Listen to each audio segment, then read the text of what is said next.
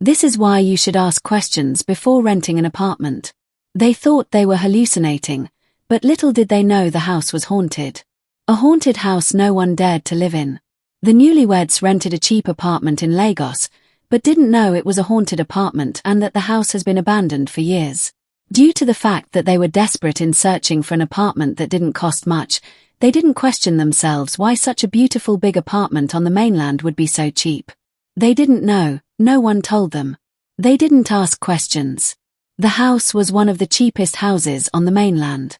The miscarriage, the moving shadows, the everyday unusual argument between the spouse. The accident, the bad luck, the crumble of their businesses, the baby voice crying beside their window every night. They didn't know it was all because of the new house. Before we dive into today's story, kindly hit that subscribe button and make sure to turn on the notification bell so you never miss any of our interesting stories. Here, we tell deep, gripping African stories from chilling folktales to hidden truths and real-life lessons wrapped in mystery. And when you're done watching this one, feel free to check out other thrilling tales waiting for you on our channel. It all started after the wedding. A modest celebration in Anambra State. Stanley had rushed back to Lagos with his bride, full of excitement to begin a new life. But money was tight, and house hunting in Lagos felt like a punishment from the gods. Too expensive, too far, too dangerous. With little money and big dreams, they searched endlessly for a house to start their life together. Lagos was cruel with rent, but then they found it, a 3-bedroom flat, oddly cheap, with a landlord too eager to hand over keys. The house, a wide, 3-bedroom flat with cracked walls, dusty windows, and an eerie silence that even rats respected. No one lived there. No one dared. But the day Stanley and his wife Gloria came to inspect it, the wind paused. Gloria had a strange feeling. The moment she stepped into the compound, she felt something twist in her chest. Her spirit was troubled. "Something's not right," she said quietly to her husband.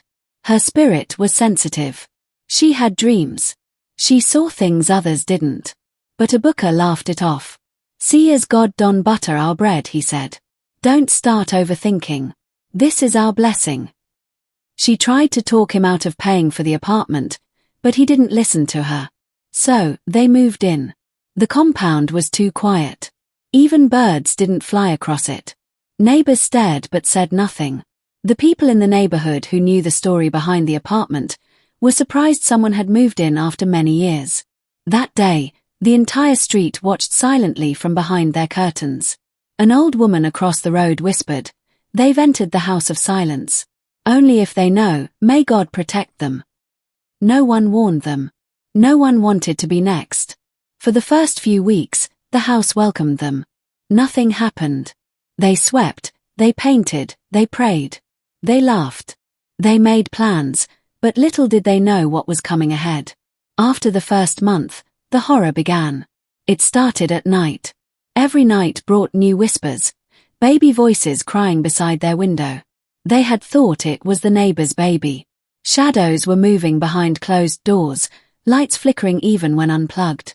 Gloria would wake up to find her phone, which she kept in the room, in the kitchen.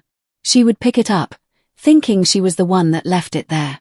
She would cook, and when she comes back from work, the pot is empty. She would blame her husband, who knew nothing about it. Stanley would keep his office files on the table in their room, only to find it in the dustbin the next day. He would blame the wife, and they would argue over it. The whispers at night continue. Moving shadows walking around the house at 12 midnight. Gloria would hear the sound of someone sweeping their room at night, but she ignored it, thinking she was hallucinating. Then came the series of miscarriage. Doctor told them they were medically sound and couldn't find the cause of the miscarriage. After 1 month of taking in, she would lose the child. Sometimes while discussing with the husband, she would bleed through the nose. Her business stopped moving. She would stay in her shop from morning till night, no customer, no transaction, which was unusual. Her husband's boss, who usually speaks highly of him and promoted him, suddenly changed towards him. He complained about everything he did. His colleagues who hailed him no longer want to associate with him. His boss, who had promised to promote him, promoted another person instead. One day he went to work, only for his boss to hand him his sack letter. Out of frustration, he got involved in an accident while driving back home. He narrowly survived. The once loving husband changed towards his wife. He blamed her for his misfortune. "You are a witch. All this started after I got married to you. You are full of misfortune. No wonder you had a series of miscarriage. You suck your own blood and think you can suck mine, God forbid." Gloria would cry out her eyes every night, praying to God. As days goes by, the frustration worsens. Stanley stopped sleeping in the same room with his wife. He ignored her greetings and food. Please, before we continue, make sure you have subscribed to my channel and kindly hit the notification bell so you don't miss out on any our new videos. Then it became a struggle to renew their rent. Their house rent had expired 4 months ago, and to their surprise their landlord wasn't disturbing them or saying anything. When Stanley went to the landlord, he said, "Don't worry my son, I'm not disturbing you, you can stay until you see money to pay me." Stanley was happy, at the same time surprised. He knows how Lagos landlords are. Strange things continued to happen. Stanley changed completely. He started doing things he wasn't doing before. Him and his wife were Christian couple, and Stanley is a reserved one at that. He doesn't smoke, drink or even womanize. But everything changed. He started drinking and returning home drunk. His wife would cry out her eyes. He would beat her and push her away. He started going after other women. His wife cried and cried, but little did she know it wasn't ordinary. Her husband started keeping late at night. He sometimes doesn't return home. Days turned into weeks, weeks into months and months to years, and no child to show for it. They have lived in the house for a year and a half and a lot has happened to them. One day her husband returned home with another woman, who seemed to be pregnant. He looked at Gloria, to her face, and said, "You witch, now it's clear you are the problem. This is my new woman, her name is Rose. You can see she is pregnant for me." Gloria was dumbstruck. At that moment it felt like her whole world had crumbled. "What do you mean?" she asked in between tears. "What it means is that I'm no longer interested in this marriage. So what I would love you to do for me is to gently pack your bags and leave my house first thing tomorrow morning. I'm no longer interested." "What about us? What about the vows we made on the altar? What about the promises we made to each other? I loved you, Stanley, and I stayed with you through thick and thin. Is this how you want to end all we've shared?" she said, her voice trembling as tears flooded her cheeks. Stanley ignored her and went to their matrimonial room with Rose. Gloria couldn't find any strength to cry or pray. She was reckless. "Where do I go from here?" She packed her bags and left the house, weeping bitterly. Just when Stanley thought he had gained his liberation, the horror became intense. Him and his so-called lovely wife, Rose, experienced horror in the house. Rose saw shadow walking. She felt something dragging her leg from the bed at night. She prepared yam and went to the parlor to rest, only to come back to find the pot of yam missing. She later found it under their bed. She saw a dead body on their bed. That was when she drew the line. She has had enough. She packed her bags and left Stanley. She turned deaf ears to his pleas. He even went as far as telling him the child in her womb wasn't his. "Oh, you think I will be pregnant for a hopeless man like you? Oh no. Don't you realize you are impotent?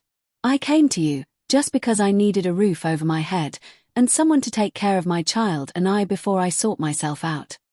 Stanley felt shattered. He has lost everything. But that's not where it all ended. One Sunday morning, he didn't know what moved him, but he decided to go to church. He walked into the church and sat down at the front. Then a man of God prophesied to him. "You, yes you," he pointed at Stanley.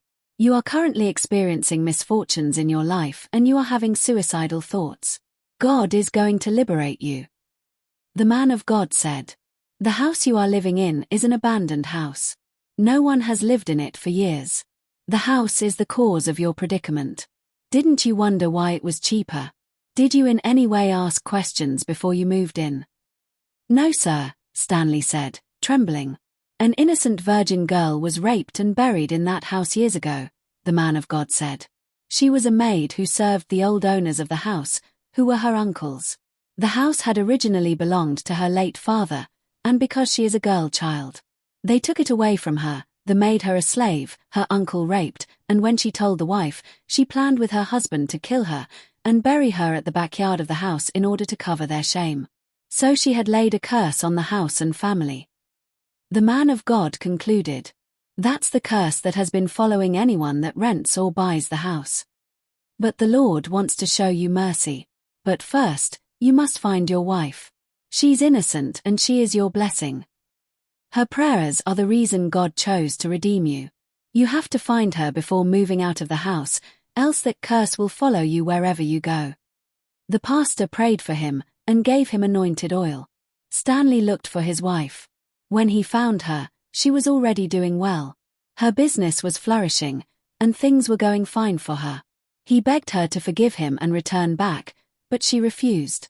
After much pleading, his wife, who is God-fearing, forgiven him and they both hugged.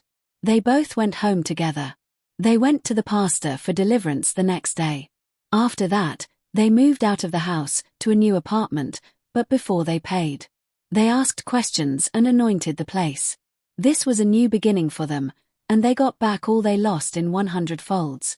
They put everything behind them and lived happily in love and harmony. This is why you shouldn't just move into any house without asking questions. Spirits are real and there are stories behind some lands and buildings. Be careful because the haunted house is still out there waiting for another victim. Make sure you ask questions. Make research. Every cheap thing has a cost. And not all homes are meant to be lived in. Please don't forget to subscribe to my YouTube channel to get notified when I drop a new story. You can also check out other interesting stories in my channel. Watch out for more thrilling real-life stories that will keep you at the edge of your seats.